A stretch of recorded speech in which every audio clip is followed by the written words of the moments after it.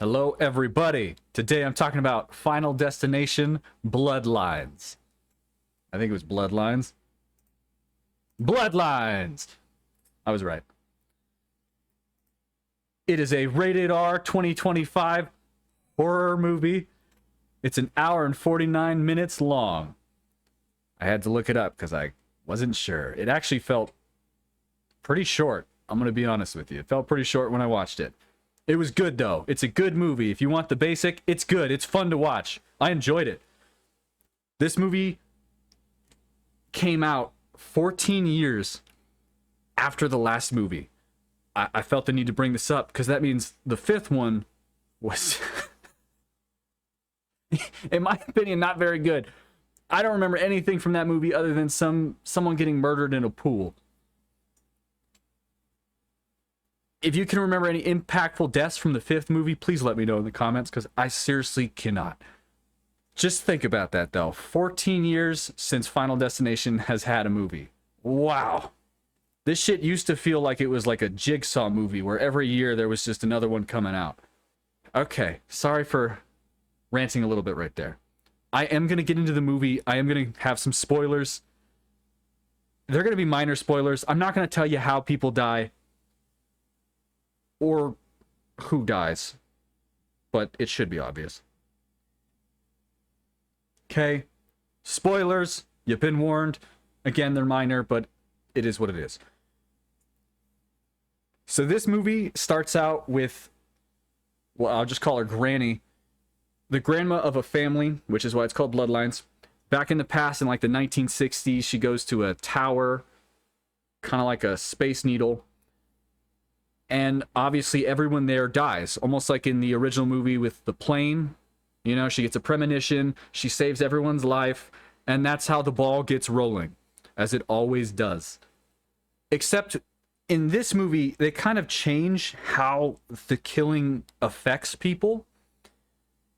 In the older movies, basically it would go down in order, right? Someone's supposed to die based off where they are like seated. And in this, it's kind of the same thing. Whoever was in the Space Needle thing was supposed to die. It goes in order. Eventually, it gets to Granny.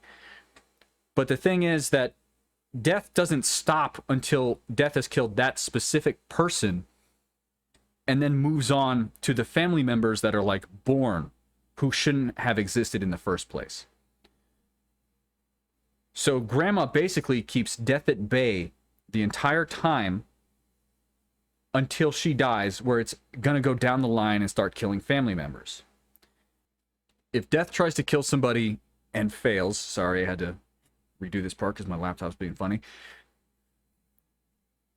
he moves on to the next person that was in line, and that person who survived death's encounter or whatever is basically safe for a little while, till it basically recircles around.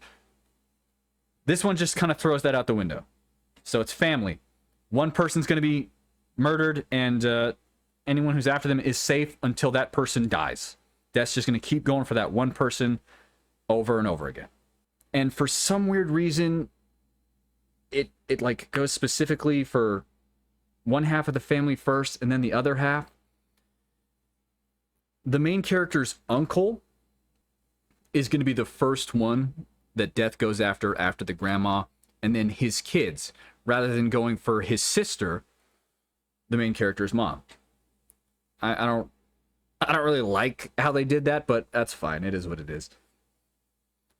This movie has a lot of jokes in it, by the way, a ton, and I actually think most of them are pretty good. Most of them hit. Most of them are funny.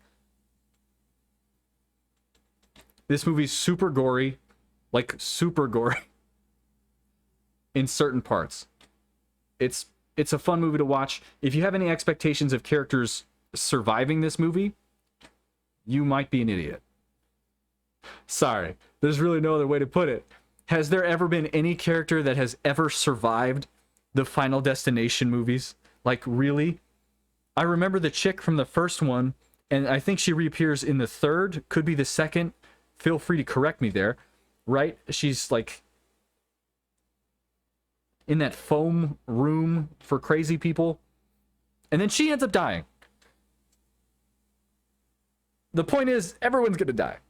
You should just know that. The moment a character feels safe, that's when shit gets fucked. That's always how it goes. So as long as you don't really expect anyone to survive this, you'll be fine. It's a fun movie. There is a guy that they're going to meet in the movie, and I'm just bringing this up real quick, just to give you a little bit more detail. He's going to mention that really the only way to survive death is to either kill someone or to die and then come back to life. And he's a part of the story because the grandma puts him in the journal and says that he's the only one to survive, which doesn't make any sense because he's actually the next person in line after grandma's whole family dies.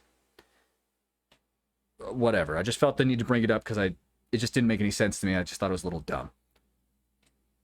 But it's a fun movie. I enjoyed it. I think you'll like it too if you like gory ass shit. I'd compare it to like The Boys in terms of some of the violence. I'm gonna give it 8.5 out of 10. I liked it. I had a lot of fun with it. I almost went with an 8 just for some of the dumb shit, but I think 8.5 is fair. I don't know. What do you think? Have you seen the movie? Do you agree with me? Do you disagree? Is there something I missed? Please let me know. Would you have preferred if I went over all the deaths that happen in the movie in order? Sometimes I'll go over the whole movie when I don't like it, or it's like a free movie. I don't know. Let me know what you think so I can try and improve. Please click subscribe, leave a like. I would appreciate it. Comment would help me out too. Thank you very much for watching. Have a good day. Be careful of trucks with logs on them. You're welcome.